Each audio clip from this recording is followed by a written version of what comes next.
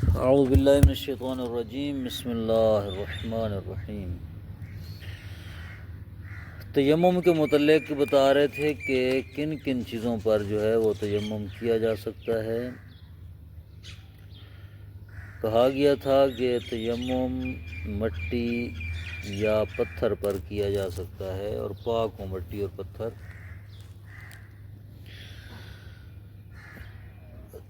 لا بالمعدن، آج کہہ رہے ہیں کہ معدنیات جو ہیں جن پر پتھر صادق نہیں آتا یا مٹی زمین تراب صادق نہیں آتی، اس پر تیمم نہیں ہو سکتا۔ جن کو معدنیات کہتے ہیں اس پر تیمم نہیں ہو سکتا۔ کل کحل، جس طرح سرما ہو گیا، زرنیخ بھی ایک ایک قسم کی معدنیات میں سے ہے جو دوائی کے طور پر استعمال ہوتی ہے، زرد رنگ کی۔ تراب الحدید و ناوی، لوہے کی مٹی یا اس قسم کی، اور مثلا سونے کی مٹی وغیرہ، جن پر معدنیات صادق آتا ہے اس پر تیمم نہیں ہو سکتا۔ ولن نورت والجس سے، نورا ایک قسم کا وہ ہوتا ہے، جس طرح آپ چونا کہہ لیں، اس طرح کا سفید رنگ کا۔ والجس سے بعد خروج ما عن اسم الارض، اور جس جو ہوتی ہے، جس پر بھی نہیں ہو سکتا جب یہ چیزیں زمین کے نام سے خارج ہو جائیں، بالاحراق، جلانے کے ذریعے۔ اما قبل فلا، جلانے سے پہلے زمین کے نام سے اگر یہ چیزیں خارج نہیں ہوئیں تو پھر کوئی مسئلہ نہیں، پھر جو ہے ان کے اوپر تیمم ہو سکتا ہے۔ اگر زمین کے نام سے خارج ہو جائیں تو پھر ان پر تیمم نہیں کیا جا سکتا۔ وَيُكْرَهُ التَّيَمُّمُ بِالسَّبْخَةِ بالتحریک فتحا وکسرا والسکون۔ ان تین حالتوں سے پڑھ سکتے ہیں، سبخہ، سبخہ اور سبخہ، یعنی با کے فتح، کسرے اور سکون کے ساتھ۔ مکروہ ہے تیمم کرنا سبخہ پر۔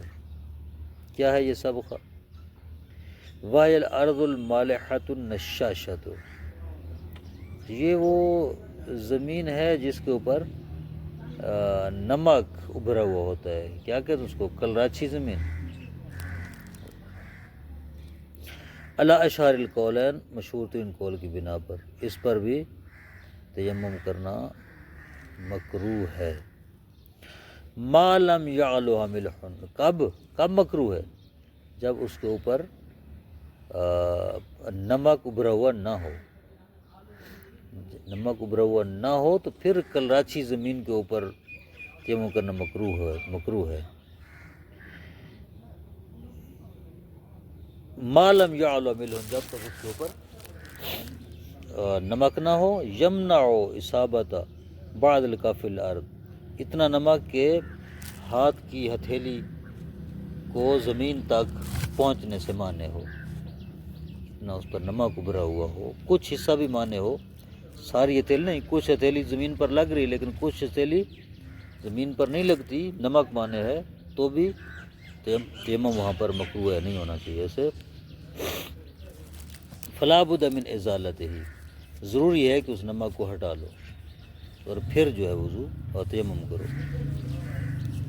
والرمل لشبہہما بارض المعدن، والرمل، رمل تو ریت کو کہتے ہیں، اس پر بھی کہتے ہیں تیمم مکروہ ہے، چونکہ یہ چیزیں مشابہ ہوتی ہیں معدنیات والی زمین کے۔ ووجہ الجواز بقاء اسم الارض، اور جائز کیوں ہے؟ جائز کیوں ہے؟ کہتے ہیں جواز کی جو ہے وہ دلیل، وہ زمین کی بقا ہے، کہ زمین کا جو ہے نام باقی ہے، اس لیے جائز ہے، کیونکہ زمین کا نام اس پر صادق ابھی اس لیے جائز ہے۔ مکروہ کیوں ہے؟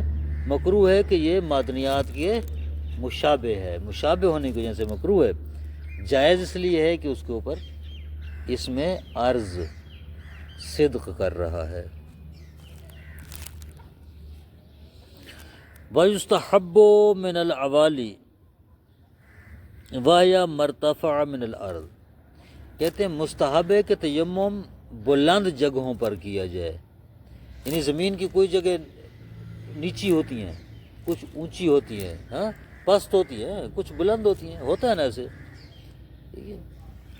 تو یہ کہتے ہیں مستحب ہے کہ وہ جو بلند والی جگہ ہے وہاں پر تیمم کیا جائے، ٹھیک ہے؟ عوالی پر، عوالی کسے کہتے ہیں؟ اس کا خود معنی لکھ رہے ہیں، وَيَا مَرْتَفَعَ مِنَ الْأَرْضِ، زمین کا وہ مقام جو بلند ہوتا ہے، اور جی میں بننا ہے مسئلہ نا، بننا اونچی جگہ اس پہ کرو، لِلنَّس، کیونکہ نس وارد ہوئی ہے اس کے متعلق، والے بعد من النجاست، اور وہ جو بلند جگہ ہوتی ہے وہ نجاست سے دور ہوتی ہے، اس پر نجاست جانے کا امکان کم ہوتا ہے نسبت اس جگہ کے جو نیچے ہے، جو پست ہے۔ لِأَنَّ الْمَحَابِطَ تُقْصَدُ الْحَدَثِ، کیونکہ جو محابط ہوتے ہیں، محابط کہتے ہیں وہ نیچی جگہ، پست مقامات، جو زمین کے پست مقامات ہوتے ہیں ان مقامات کی طرف لوگ رفع حدث کا ارادہ رکھتے ہیں، وہاں جا کر رفع حدث کرتے ہیں۔ اونچی جگہ جو ہوتی ہے، بلند مقام، وہاں پر جا کر کوئی حدث نہیں کرتا، لہٰذا وہ جو اونچی جگہ ہوتی ہے وہاں حدث کا امکان نہیں ہے، کم ہے، اس لیے مستحب ہے کہ اونچی جگہ پر تیمم کیا جائے۔ وَمِنْهُ سُمِّيَ الْغَائِطُ لِأَنَّ أَصْلُهُ الْمُنْخَفِضُ، اسی لیے اس کو غائط کہا جاتا ہے کیونکہ اس کی اصل منخفض ہے، یعنی نیچے والی جگہ، پست مقام۔ سُمِّيَ الْحَالُ بِاسْمِهِ، حال کو ذوالحال والا نام دیا گیا ہے، بسم المحل، حال کو محل والا نام دیا گیا ہے، حال کو محل کیا ہے؟ محل وہ جگہ ہے، غائط اس جگہ کو کہتے ہیں منخفض کو، وہ محل ہے نا، حال کیا ہے؟ حال ہے وہ حدث، وہ حدث کرنا وہ حال ہے، تو حدث کو غائط کہہ لیتے ہیں، کیوں؟ اسی محل جہاں پر حدث کیا جاتا ہے اسی کا نام اس حدث کو دے دیا گیا ہے، لہٰذا اس کو کیا کہتے ہیں؟ اصطلاح میں یہ کہتے ہیں کہ حال کو محل والا نام دیا گیا ہے۔ وَمِنْهُ سُمِّيَ الْغَائِطُ، اس لیے اس کو غائط کا نام دیا جاتا ہے، لِأَنَّ أَصْلَهُ الْمُنْخَفِضُ، اس کی اصل منخفض ہے، یعنی نیچے ہے، وہ پست جگہ ہے۔ سُمِّيَ الْحَالُ بِاسْمِهِ، پس حال کو یعنی وہ جو حدث ہوتا ہے اس کو نام دیا گیا ہے محل والا، یعنی اس جگہ والا، لِوَقُوعِهِ فِيهِ كَثِيرًا، چونکہ کثیر طور پر، اکثر طور پر جو غائط ہے وہ کہاں پر واقع ہوتا ہے؟ اسی منخفض جگہ پر، پست جگہ پر، تو لہٰذا محل والا نام جو ہے وہ اس حالت کو دیا گیا ہے جو حدث والی ہے۔ والواجب فی التیمم النیت، تیمم میں نیت واجب ہے۔ وَهِيَ الْقَصْدُ إِلَىٰ فِعْلِهِ، نیت کیا ہے؟ تیمم کے انجام دینے کا ارادہ، قصد۔ وَسَيَأْتِي بَقِيَّةُ مَا يُعْتَبَرُ فِيهِ، باقی چیزیں جو اس میں معتبر ہیں وہ بھی آ جائیں گی۔ مقارنۃً لأول أفعاله، یہ نیت ملی ہوئی ہو تیمم کے سب سے پہلے فعل کے ساتھ۔ وَهُوَ الضَّرْبُ عَلَى الْأَرْضِ بِيَدَيْهِ، وہ پہلا فعل کون سا تیمم کا؟ وہ ہے دونوں ہاتھوں کو زمین پر مارنا، یعنی جب دونوں ہاتھوں کو زمین پر مارنے لگے اس وقت جو ہے وہ نیت کرے، معاً، اکٹھے، دونوں ہاتھوں کو اکٹھا زمین پر مارنا ہے۔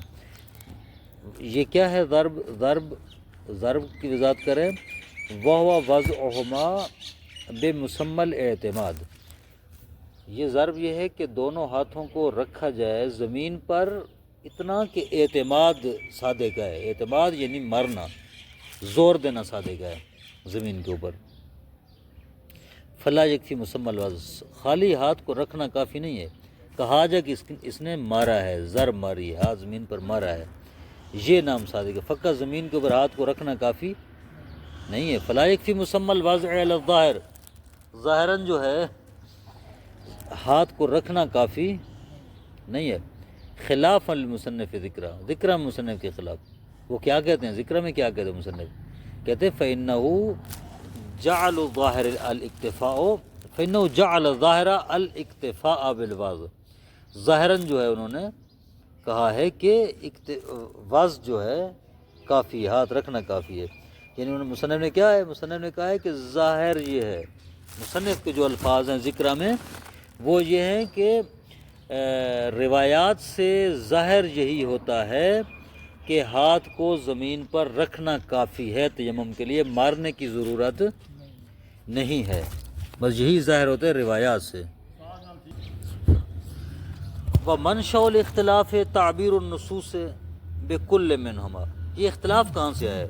کچھ کہتے ہیں زمین پر ہاتھ رکھو، کچھ علماء کہتے ہیں نہیں زمین پر ہاتھ مارنا ضروری ہے۔ کہتے ہیں یہ اختلاف کیوں ہے؟ کہتے ہیں یہ اختلاف روایات کی وجہ سے ہے، تعبیر روایات کی وجہ سے۔ روایات میں دونوں تعبیریں ہوئی ہیں، وضع کی تعبیر بھی آئی ہے اور ضرب کی تعبیر بھی ہوئی۔ منشأ الاختلاف ہے تعبیر النصوص، اختلاف کا جو منشا ہے وہ نصوص کی تعبیر ہے، بکل منہما، دونوں الفاظ سے، وہ بھی نص نے تعبیر کی، وہ بھی نص نے تعبیر کیا ہے۔ وقضا عبارات الاصحاب، اسی طرح علماء کی عبارات جو ہیں وہ بھی مختلف ہیں۔ فمن جوزہما جعلوا دالا علی ان المودع واحد، بس جس بزرگوار نے، جس عالم دین نے دونوں کو جائز قرار دیا ہے، یعنی کہا ہے کہ وضع بھی جائز ہے اور ضرب بھی، جو کام کر لو ٹھیک ہے، جنہوں نے یہ حکم دیا ہے کہتے ہیں جعلہ دال علی ان المودع واحد، کہتے ہیں کہ مودع ایک ہے، مقصد ایک ہے، رکھیں ہاتھ تب بھی ایک بات ہے، ماریں ہاتھ تب بھی ایک بات ہے، تیمم کرنا ہے، مٹی تھوڑی سی لگانی ہے ہاتھ کے اوپر، یہی مقصد ہے، مقصد ایک ہی، بہرحال کوئی فرق نہیں ہے۔ ومن عین الضرب حمل مطلق المقید، پس جن علماء نے ضرب کو معین کیا ہے کہ نہیں ضروری ہے کہ ضرب ماری جائے، رکھنا کافی نہیں ہے، تو وہ کیا کہتے ہیں؟ وہ کہتے ہیں کہ روایات ہمارے پاس دو قسم کی ہیں، ایک روایت مطلق، ایک مقید۔ روایات مطلق کو مقید پر حمل کیا گیا ہے۔ مطلق کیا ہے؟ روایت مطلق روایت جہاں پر ہاتھ رکھنے کی بات ہے، مطلق ہے نا، اور جو ہاتھ مارنے والی مقید ہے، کہ چونکہ زمین پر ہاتھ رکھنا عام ہے، اس کی خصوصی حالت کیا ہے؟ مارنا، خصوصی حالت ہے نا مارنا، ٹھیک ہے، تو لہٰذا یہ جو خصوصی حالت ہے یہ مقید ہو گیا۔ کہتے ہیں اس پر حمل کیے مطلق کو، یعنی وہ کہتے ہیں کہ نہیں یہ روایت ایک مطلق ہے یہ رکھنے کی، اور اس کے بعد جو روایت مارنے والی ہے اس کی تقیید کر رہی ہے، تو لہٰذا ہم ہاتھ کو مارنے والی روایت کو مقدم کریں گے، اس پر عمل کریں گے، لہٰذا ہمارا فتویٰ یہ ہے کہ ہاتھ کو مارنا ضروری ہے زمین پر۔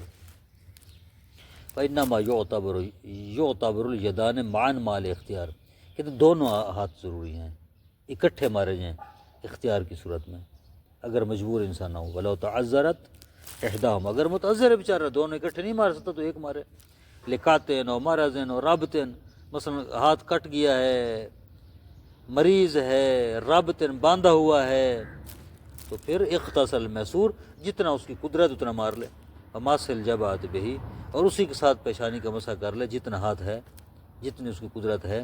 اور ساقط ماسل ید، ہاں اگر ایک ہاتھ کٹا ہوا ہے، بندھا ہوا ہے، مریض ہے، وہ زمین پر نہیں مار سکتا، تو مسح کرنا بھی اس کا ساقط۔ اصل ہاتھ کا مسح پھر ساقط ہے، کیسے مسح کرے گا؟ نہیں کر سکے گا نا، جس کا ہاتھ بھی نہیں ہے، ایک ہاتھ مسل نہیں ہے، ایک ہے، پیشانی کا مسح کر رہا ہے، اس کا مسح کیسے کرے گا؟ نہیں کر سکتا، یہ ہے نہیں، اس کا مسح کرنے کی گنجائش نہیں ہے، ٹھیک ہے نا، تو لہٰذا مسح ساقط ہے۔ وصلی اللہ علی محمد۔